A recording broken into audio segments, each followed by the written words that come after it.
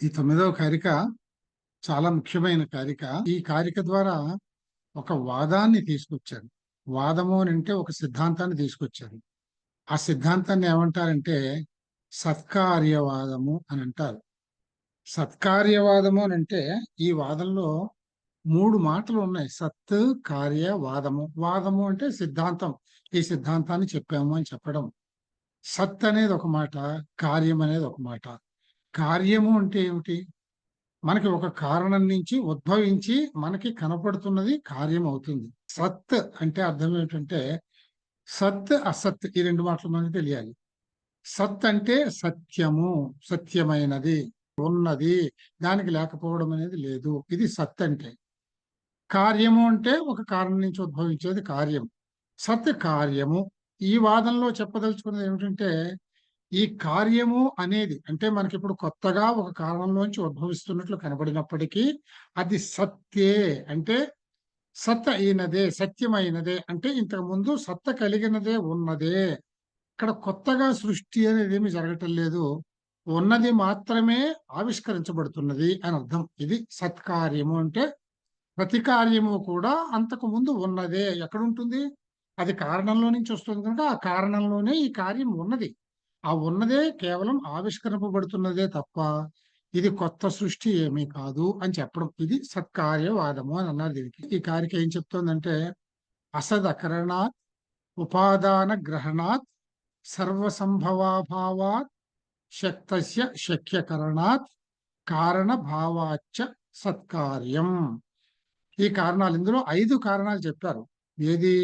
సత్కార్యం అంటే కార్యం సత్ అని నిరూపణ చేయడానికి 5 కారణాలు చెప్పారు. ఏంటవి? అసత్ అకరణాత్ అది ఒక కారణం. ఉపాదాన గ్రహణాత్ అది ఒక కారణం. సర్వసంభవాభావాత్ ఇది ఒక కారణం. శక్తస్య శక్యకరణాత్ ఇది ఒక కారణం. కారణ భావాత్ ఇది ఒక కారణం. ఈ 5 కారణాలు చెప్పారు. ఈ ఒక్కొక్క కారణము ఏమిటో చూద్దాం మనం. అసత్ అకరణాత్. ఇప్పుడు సత్తు కనుక అది ఉన్నదే కనుక కనపడుతుంది. అది ఒకవేళ అసత్ అని అనుకునేటట్లయితే అంటే అది అంతకు ముందు ఉన్నది కానట్లయితే పుడుతుందా? ఉన్నది కా ఉన్నది కాని దానిని మీరు తయారు చేయగలరా? ఉదాహరణకి మనం వాడకంలో కొన్ని మాటలు వాడతాం. కుందేటు కొమ్ము అని వాడతాం. ఆకాశ పుష్పము అని వాడతాం. గొడ్రాలి బిడ్డ అని వాడతాం. ఇవన్నీ మనం వాడుకలో వస్తున్నాయి. ఇవి లేవు అని కాదు. ఉన్నట్టుగానే మనం వ్యవహారంలో చూస్తున్నాం. కానీ నిజంగా ఉన్నాయండి? ఆకాశ పుష్పం ఉంటుందా? లేదు. కుందేటు కొమ్ము ఉందా? లేదు. గొడ్రాలి బిడ్డ ఉంటారు. గొడ్రాలకి పిల్లలు పుట్టకపోతేనే కదా గొడ్రాలు అనేది. అది ఉండదు. ఇవి నిజంగా లేనివి. వీటిని మీరు సృష్టించగలరా? కుందేటు కొమ్ముని మీరు సాధించగలరా? అలాగే ఆకాశ పుష్పాన్ని సాధించగలరా? ఇది ఇవి సాధించగలుగుతారో సాధించగలగటం లేదు. ఎందుకు? అవి అసత్తులు. అవి ఎప్పుడూ లేనివి. లేని దాన్ని మీరు సాధించలేరు. అంచేత ఈ కారణం ఏం చెప్పారంటే అసత్ అకరణాత్. లేని దాన్ని మీరు ఏది సాధించలేకపోతున్నారు. అంటే దాని అర్థం ఏమిటి? మీరు సాధిస్తున్నది అంటే సృష్టిస్తున్నది, జన్మింప చేస్తున్నది ఉన్నదే, లేనిది కాదు అని అర్థం. ఉపాదాన గ్రహణాత్. ఉపాదానము. ఉపాదానం అంటే బేస్ మెటీరియల్ అన్నమాట. ఏదైనా మనం ఒక వస్తువును తయారు చేయడానికి బేస్ మెటీరియల్ తీసుకుంటాం. ఉదాహరణకి ఒక కుండ చేయాలి, లేదా ఒక మూకుడు చేయాలి మట్టిది. ఇలాంటివి చేయాలి అని అంటే మనం మట్టినే తీసుకుంటాం. మట్టిని ఉపాదానము అని అంటాం. అలాగే మనం ఒక ఒక బట్టని, ఒక వస్త్రాన్ని తయారు చేయాలనుకుంటే దారాలు తీసుకుంటాం. దారాలు ప్రత్తిలో నుంచి వస్తాయి. అంటే ప్రత్తిలో నుంచి మనం బట్టను తయారు చేస్తున్నాం. అంతే కదా చేసేది. అక్కడ బట్ట తయారు చేయాలంటే ప్రత్తినే తీసుకుంటున్నాం, మట్టిని తీసుకోవట్లేదు. అంటే బట్ట తయారు కావడానికి ఉపాదానం ప్రత్తి, కుండ తయారు కావడానికి ఉపాదానం ఏమో మట్టి. అంటే ఒక కుండని చేయాలంటే ప్రత్యేకించి దానికి ఉపాదానమైన మట్టినే తీసుకుంటున్నాం కానీ పత్తిని తీసుకుని కుండని చేద్దాము అని మనం బయలుదేరం. చెయ్యలేరు మీరు. అంటే అర్థం ఏమిటి? ఆ ఉపాదానంలో నుంచే అది వస్తుంది, మరొక దానిలో నుంచి రావటం లేదు అది. అంచేత దాని ఉపాదానాన్ని తీసుకుంటున్నాం కనుక ఖచ్చితంగా మీరు జన్మింపజేస్తున్నటువంటి సృష్టిస్తున్నట్టు కార్యము ఆ కారణంలో ఉండబట్టే. ఇక్కడ కారణం మట్టి. ఆ మట్టిలో ఆ వస్తువు ఉండబట్టే మీరు ఆ మట్టిని గ్రహించి ఆ వస్తువును తయారు చేయగలుగుతున్నారు అని చెప్పారు. సర్వ సంభవ అభావాత్. సర్వము నుండి సంభవించడము ఉండదు కనుక. ఇంచుమించుగా దీని ముందు చెప్పిన దానిలాగే మీకు ఇది తోస్తూ ఉంటుంది. ఇప్పుడు ఈ ఉపాదానాన్ని గ్రహిస్తున్నాము అని అంటే ఏమిటి? ఆ ఉపాదానంలో నుంచే అది వస్తుంది. మరొకటి ఏదైనా ఇంకొక వస్తువుకు ఇంకొక కార్యానికి ఉపాదానమైన పదార్థాన్ని తీసుకుంటే ఈ కార్యం రాదు అందులో నుంచి. అంటే అన్ని ఉపాదానాల్లో నుంచి, అంటే అన్ని కారణాల్లో నుంచి అన్ని కార్యాలు రావు. మట్టిలో నుంచి బట్ట రాదు, ప్రత్తిలో నుంచి కొండ రాదు. కారణాల నుంచి అన్ని కార్యాలు రావు. సర్వ సంభవ అభావాత్, అన్నిట్లో నుంచి అన్ని రావడం సంభవించేది కాదు. అందుకని తప్పనిసరిగా అది ఎక్కడైతే ఉన్నదో అక్కడే అది సంభవిస్తున్నది అని చెప్పడం అనేది ఇక్కడ ఉక్తమైంది అని ఇక్కడ చెప్పారు. ఇంకొకటి శక్తస్య శక్యకరణాత్. ఇక్కడ రెండు మాటలు చూడండి, శక్తము శక్యము అని అంటాం. శక్యము అంటే తయారు చేయబడినది.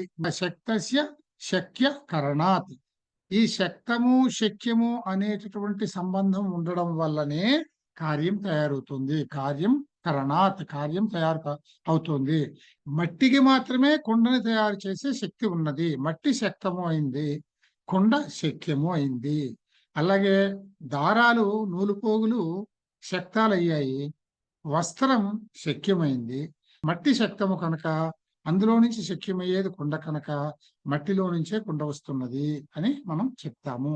ఇది శక్తస్య శక్య కరణాత్. ఇంకొకటి కారణ భావాచ. కారణ భావము అంటే, భావము అంటే నిండి ఉండటం అని అర్థం. కారణ భావము అంటే కార్యం ఎప్పుడు కూడా నిండి కారణాత్మకం. అంటే కార్యం నిండా కారణమే ఉంటుంది. కారణం నుంచి కార్యం వచ్చింది కనుక కార్యంలో ఉండే ధర్మాలన్నీ కారణానికి ఉంటాయి, అవే ధర్మాలు ఉంటాయి. కారణానికి కార్యానికి అభేదం అని చెప్తాం.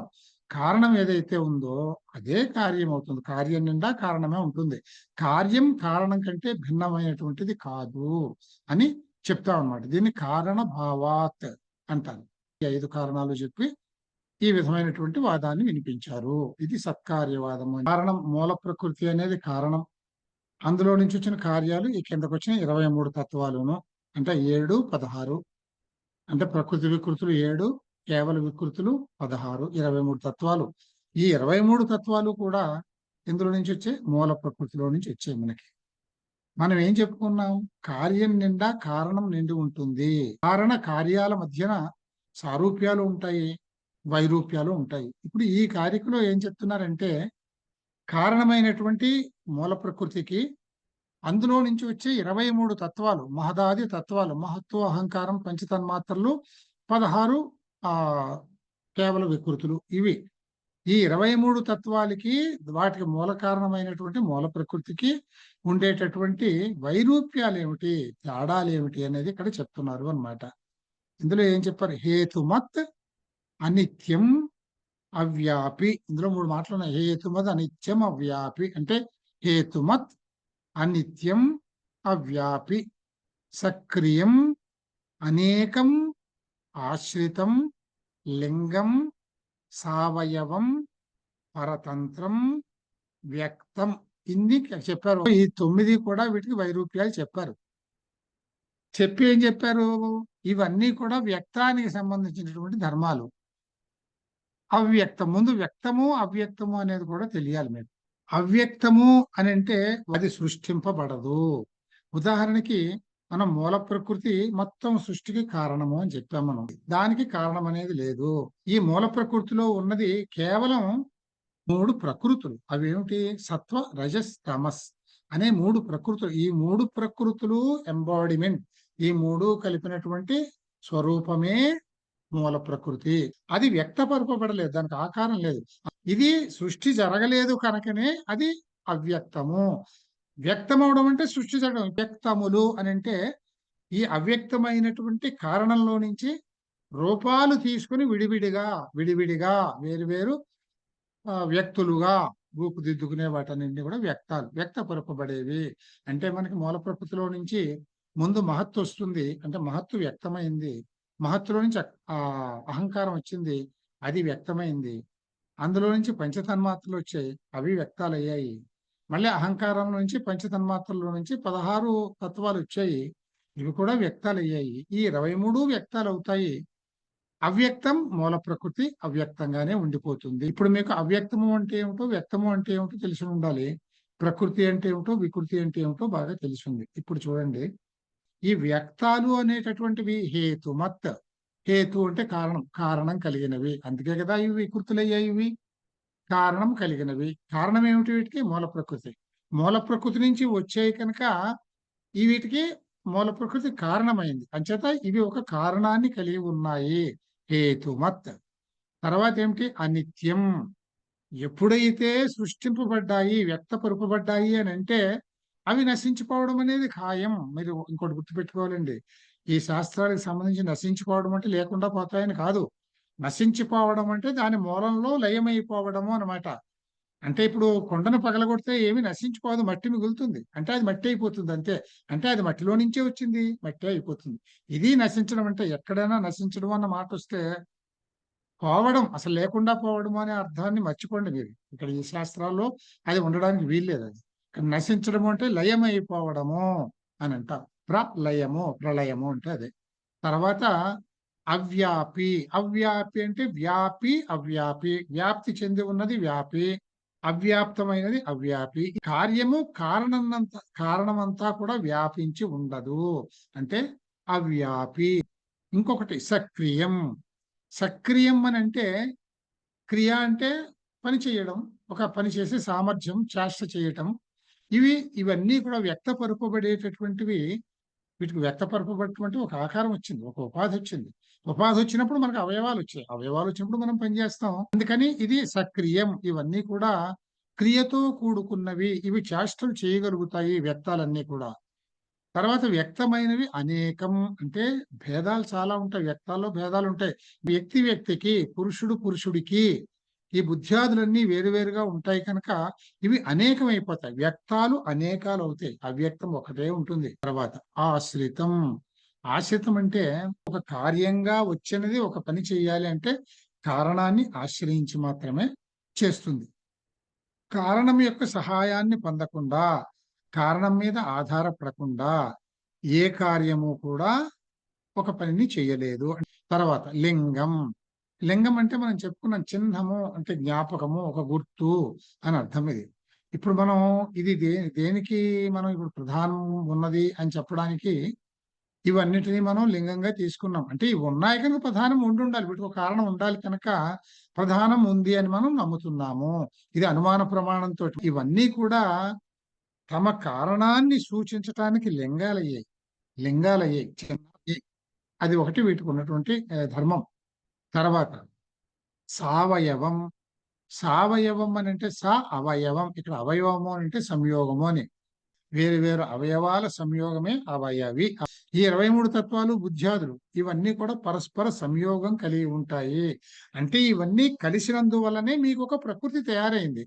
మీ బుద్ధి, మీ మనస్సు, మీ అహంకారం, అలాగే మీలో ఉండేటటువంటి పంచభూతాలు ఇవన్నీ పరస్పర సంయోగం కలిగినప్పుడే మీకు, మనలో ఉండే 23 తత్వాలు పరస్పర సంయోగం కలిగినప్పుడే మనకంటూ ఒక ప్రకృతి, ఒక స్వరూపం ఏర్పడింది.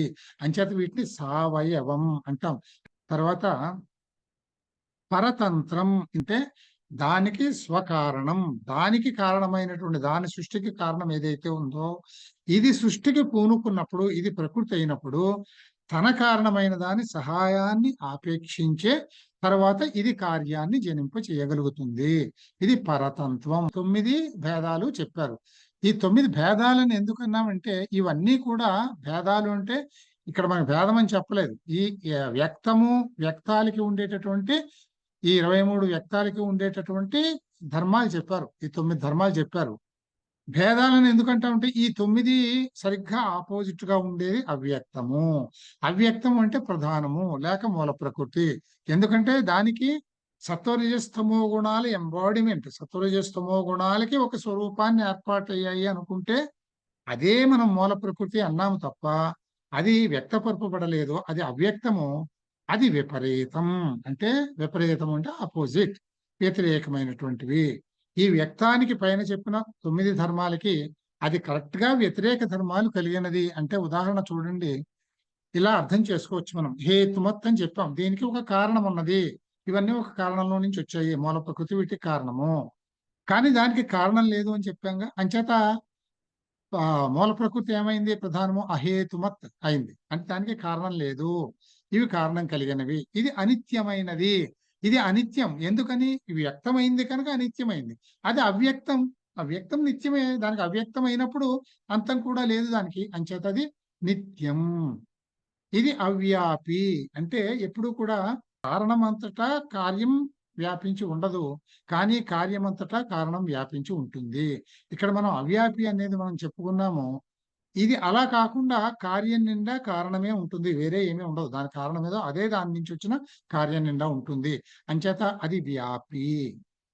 ఇవి క్రియ చేష్ట కలిగినవి. అంటే ఇవి వ్యక్తపరపబడ్డాయి కనుక ఒక క్రియని చేస్తున్నాయి. అది వ్యక్తపరపబడలేదు కనుక అది ఏం క్రియని చెయ్యలేదు. అది ఏ క్రియని చెయ్యలేదు. అందుకని దాన్ని నిష్క్రియం అని అంటాం. ఇది సక్రియం. ఇది క్రియని కలిగి ఉంటుంది. వ్యక్తపరపబడింది. అవయవాలు వచ్చాయి కనుక ఇది క్రియల్ని చేస్తుంది. అది వ్యక్తపరపబడలేదు కనుక అది ఏ క్రియని చెయ్యలేదు. అంచేత అది నిష్క్రియం. తర్వాత ఆశ్రయం, ఆశ్రితం. ఆశ్రితం అంటే ఇది కారణమైంది. ఇది కార్యమైంది కనుక ఇది కారణం మీద ఆధారపడి ఉంటుంది. అది ఏం కావాలనుకున్నా అది దాని కారణాన్ని ఆశ్రయించే ఉంటుంది.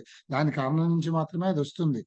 అది అది ఆశ్రితం కాదు. కారణం అనేది ఆశ్రితం కాదు. స్వతంత్రం అని చెప్పుకోవచ్చు దాన్ని. అలాగే లింగం. ఇవి ఎందుకు లింగాలయ్యాయి? ఇవి కార్యాలు కనుక వీటి కారణానికి ఇవి లింగం అయ్యాయి. ఈ 23 తత్వాలనేవి వీటి కారణానికి లింగం అయ్యాయి. కానీ అది ఏమిటి?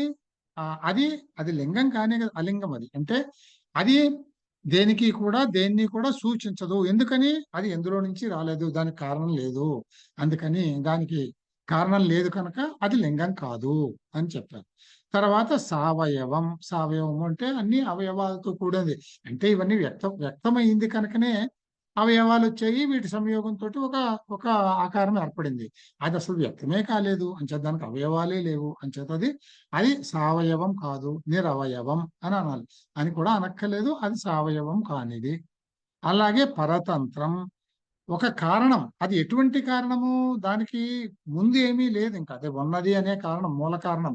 అది మూల కారణం కనుక అది స్వతంత్రం. అన్ని పనులు స్వతంత్రించి అది ఏం చేయదలుచుకున్నా అదే చేయగలదు. అది వేరే దానికంటే ముందు ఏమీ లేదు కనుక దేని మీద ఆధారపడి ఉండదు. ఏ పనైనా స్వతంత్రంగా చేస్తుంది. ఇది పరతంత్రం. అది స్వతంత్రం. అందుకని ఇవి వ్యక్తాలు, అది అవ్యక్తం అని ఈ రకంగా వీటికి తేడాలు చెప్పారు అన్నమాట. ఇక్కడ చూడండి, స్వకారణ ఆశ్రితము అని చెప్పాం కదా మనం. ఆశ్రితము అని అంటే ఇది ఒక్కసారి ఈ టెక్స్ట్ కూడా చదివితే బాగా అర్థమవుతుంది. బుద్ధ్యాదులు స్వకారణమును ఆశ్రయించి ఉండును. అంటే బుద్ధి మూల ప్రకృతి నుంచి ఫస్ట్ వచ్చిన తత్వం బుద్ధి. అందుకని బుద్ధి మూల ప్రకృతి మీద ఆధారపడి ఉంటుంది. అహంకారం బుద్ధి మీద ఆధారపడి ఉంటుంది. బుద్ధిలో నుంచి అహంకారం వచ్చింది.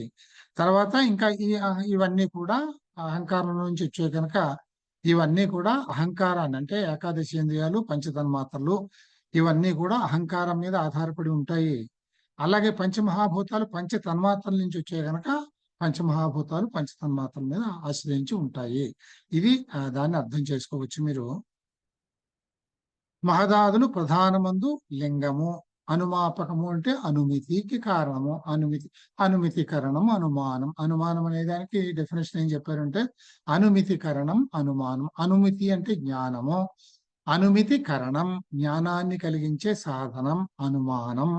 అనుమానం వల్ల మనకు జ్ఞానం కలుగుతుంది కనుక అనుమానం అనేది ఒక సాధనం. దేనికి? జ్ఞానం కలగడానికి. జ్ఞానం అంటే అనుమితి.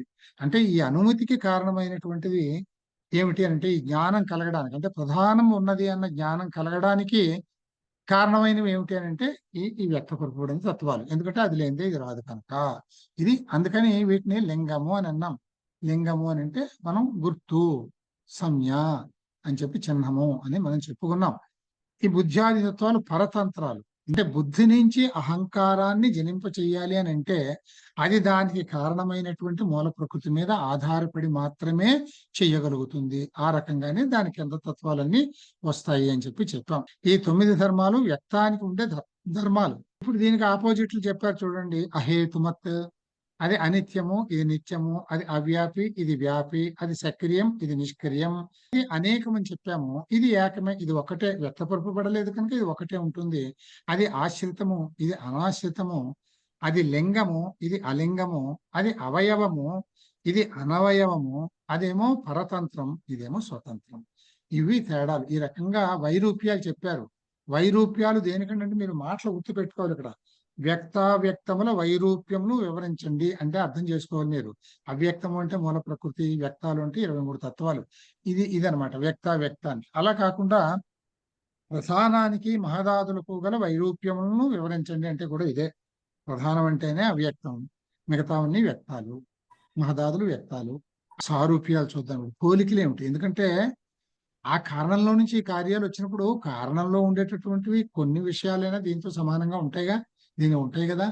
అంచేత ఈ సమానంగా ఉండేవి సారూప్యాలు ఏమిటో అనేది ఈ కారికలో చూద్దాం మనం. ఇది ఏ విధంగా చెప్పారు అని అంటే, త్రిగుణం అవివేకి విషయ సామాన్యం అచేతనం ప్రసవధర్మి వ్యక్తం తథా ప్రధానం తద్విపరీతస్తథా చ పుమాన్ అని ఈ కారికని పదవిభజన చేసి అర్థం చేసుకుందాం. ముందు త్రిగుణం, అవివేకి, ఇవన్నీ కూడా ఏమిటి? రెండింటికి సమానంగా ఉండే ధర్మాలు చెప్తున్నారు.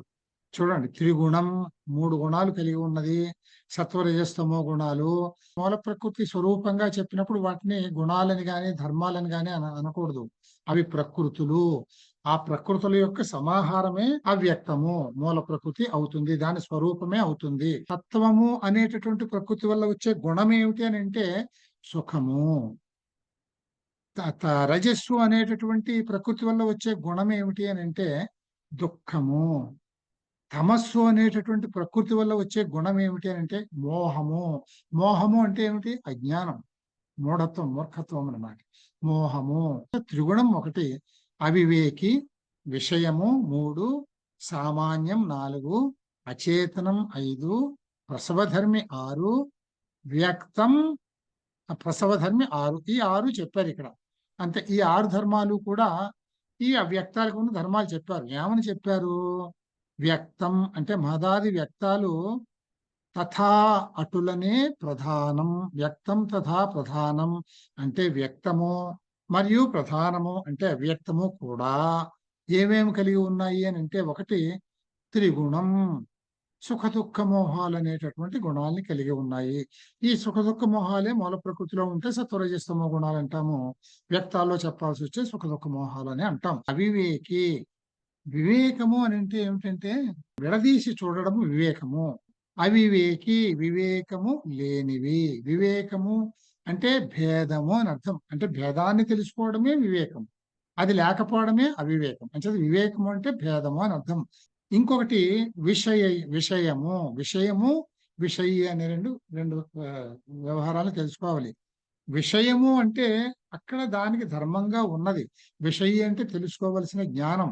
ఇక్కడ ఉన్న విషయం వల్ల జ్ఞానం కాదు. విషయం అంతా జ్ఞానం కావక్కర్లేదు. జ్ఞానము అనేదాన్ని విషయి అని అంటాం. ఇవన్నీ కూడా విషయాలు. ఇవన్నీ విషయాలే. ప్రధానము విషయమే. ఈ తత్వాలు విషయాలే. ఇవన్నీ కూడా విషయాలు. విషయీ కాదు, జ్ఞానం కాదు. ఇవి జ్ఞాన స్వరూపాలు కాదు అని అర్థం. ఇవి జ్ఞానం కంటే ఇతరమైనవి అని అర్థం. తర్వాత సామాన్యం. ఇవి జ్ఞానం కంటే ఇతరమైనవి కనుక అందరి పురుషులు కలిగి ఉండేవి. అందరి పురుషుల్లో సామాన్యంగా ఉండేటటువంటివి. తర్వాత అచేతనం. ఇవన్నీ జడ పదార్థాలు. పురుషతత్వం తప్ప మిగతావన్నీ కూడా అచేతనాలే, జడ పదార్థాలే. మూల ప్రకృతితో సహా. మూల ప్రకృతి కూడా జడ పదార్థమే. ప్రసవధర్మి. ప్రసవధర్మి అంటే వేరే కార్యాలని పుట్టించడం అనే ధర్మం వీటన్నింటికి కామన్ గా ఉంది. ప్రధానానికి గాని వ్యక్తాలకి గాని అని ఇంతవరకు చెప్పి ఏం చేశారు? వ్యక్తం తథా ప్రధానం త్రిగుణం, అవివేకి, విషయ, సామాన్యం, అచేతనం, ప్రసవధర్మి. ఇది చెప్పుకున్నాం. తద్విపరీత తథాచ పుమాన్. పుమాన్ అంటే పురుషుడు. ఇక్కడ అర్థం పుమాన్ అంటే పురుషుడు. తద్విపరీత తథాచ అంటే అటువంటి ధర్మాలు లేనివాడు. తద్విపరీత దానికంటే వ్యతిరేకమైన ధర్మాలు కలిగినవాడు అని చెప్పాడు. తద్విపరీత అంటే ఆ త్రిగుణత్వాది ధర్మాలు అంటే త్రిగుణత్వాది అంటే ఈ పైన చెప్పినటువంటి 6 ధర్మాలు కలిగిన వాడు కాదు. ఈ ధర్మాలు లేవు అంటే వీటికి ఆపోజిట్ ధర్మాలు కలిగిన వాడు. అంటే అర్థం ఏమిటి ఇక్కడ మనం ఆ ఇది త్రిగుణం, అది నిస్త్రైగుణ్యం. ఇది అవివేకి, అది వివేకి. అంటే నాకు ఎవరితోటి సంబంధం లేదు, నాకు పూర్తిగా నేను భేదము అని గ్రహించిన వాడు, వివేకము కలిగిన వాడు. నాకు వాటితో సంబంధం లేదు, నేను అవి ఒకటి కాదు, నేను వేరు అవి వేరు అని వివేకము కలిగిన వాడు, భేదము తెలిసిన వాడు. అంచేత వివేకి. ఇవన్నీ విషయాలు. విషయాలు అంటే జ్ఞానాలు కాదు, మనకి జ్ఞానేంద్రియాలకి వీటికి మనకు తోచేటటువంటివన్నీ విషయాలు. కానీ అది విషయీ అంటే జ్ఞానము, అంటే అది ఒకటే జ్ఞానము. అది అంచేత ఇది విషయములు. విషయ అది విషయీ. ఇది సామాన్యం, అది సామాన్యం కాదు, అసామాన్యం. ఇది అచేతనం. అచేతనం అంటే ఇవన్నీ జడ పదార్థాలు, వీటికంటూ చేతనత్వం లేనివి. అది ఒక్కటే చేతనత్వం కలిగినది, అంచేత అది చేతనం. ఇవి ప్రసవ ధర్మం కలిగినవి. పైన చెప్పబడిన 6 ధర్మాలు వ్యక్తావ్యక్తాలు రెండిటి యందు ఉంటాయి కనుక త్రిగుణత్వాదులు. త్రిగుణత్వాదులు అంటే త్రిగుణత్వము, వివేకత్వము, వరుసగా 6 చెప్పాగా, ఈ 6 అన్నమాట. త్రిగుణత్వాదులు వ్యక్తావ్యక్తాలకి సాధర్మ్యాలు, సారూప్యాలు, కామన్ గా ఉండేటటువంటివి. ఇవి చేతనుడైన పురుషునిలో ఉండవు. అంటే ఈయన సుఖ దుఃఖ మోహ త్రిగుణములు లేనివాడు, అంటే నిస్త్రైగుణ్యుడు అని అంటాం. ఈయన వివేకి అంటే అసంగుడు, అంటే నాకు వాటితో సంబంధం లేదు. ఏ విధమైన అంటే సంగత్వము లేదు, నేను వేరు అని తెలిసిన వాడు. ఆ వేరు అని తెలియటమే, భేదాన్ని గ్రహించటమే వివేకము. ఇప్పుడు మనం ఏం చెప్పుకున్నాము?